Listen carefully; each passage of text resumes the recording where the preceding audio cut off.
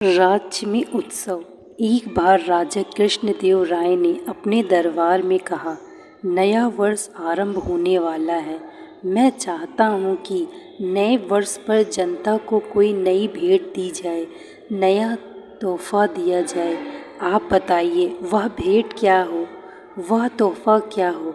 महाराज की बात सुनकर सभी दरबारी सोच में पड़ गए। तभी मंत्री महोदय कुछ सोचकर बोले, महाराज, नए वर्ष पर राजधानी में एक शानदार उत्सव मनाया जाए। देश भर से संगीतकार, नाटक मंडलियां व दूसरे कलाकार बुलवाए जाएं और वे रंगारंग कार्यक्रम प्रस्तुत करें। जनता के लिए इससे बढ़कर नए वर्ष का उपहार और क्या हो सकता है। राजा कृष्णदेव राय को यह सुझाव बहुत पसंद आया। उन्होंने मंत्री से पूछा, कितना खर्च आ जाएगा इस आयोजन पर। महाराज, कोई खास ज़्यादा नहीं, यही 10-20 लाख स्वर्ण मुद्राएं ही खर्च होंगी। मंत्री ने उत्तर दिया, इतना खर्च कैसे। राजा कृष्णदेव राय महामंत्री का उत्तर सुनकर चौंके।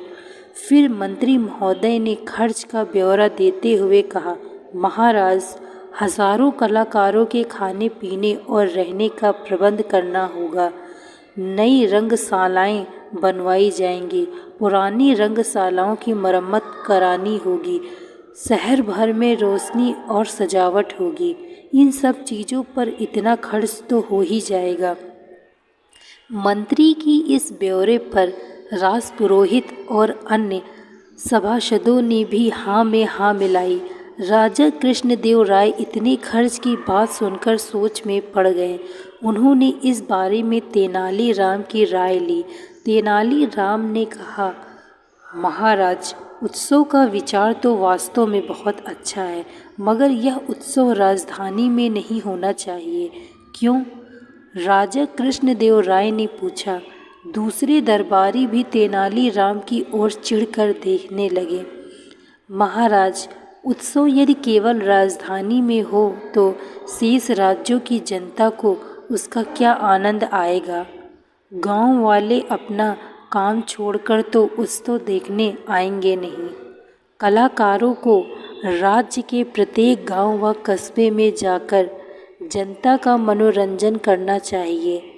कलाकारों की कला के माध्यम से जनता अपनी संस्कृति, अपने इतिहास को जानेगी तथा कलाकार संस्कृति की धरोहर रखने वालों से परिचित होंगे। साथ ही कलाकारों का स्वागत सत्कार गांव वाले करेंगे। तेनालीराम, तुम्हारी बात तो बिल्कुल ठीक है। इसके लिए जितना धन चाहो खजाने से ले लो। धन? मगर किस लिए? यह तो जनता स्वयं खर्च करेगी। उन्हीं के लिए तो यह उत्सव कर रहे हैं। इस उत्सव का नाम मिलन मेला होगा। इस मेले में कलाकार जहाँ कहीं भी जाएंगे, उनके खाने पीने और रहने का प्रबंध वे लोग बिना कहे कर देंगे। हाँ, आने जाने का प्रबंध हम कर देंगे। इस तरह बहुत कम खर्च आएगा। महाराज, मगर इस उत्सव का आनंद सभी उठाएंगे। राजा कृष्णदेव राय को तेनालीराम की बात जच गई। उन्होंने उत्सव का सारा काम तेनालीराम को सौंप दिया। आयोजन की आड़ में अपना स्वार्थ सिद्ध करने वाले मंत्री व अन्य सभासदों के चेहरे उतर गए। दोस्तों, मैं आशा करती हूँ आपको यह कहानी अच्छी लगी होगी।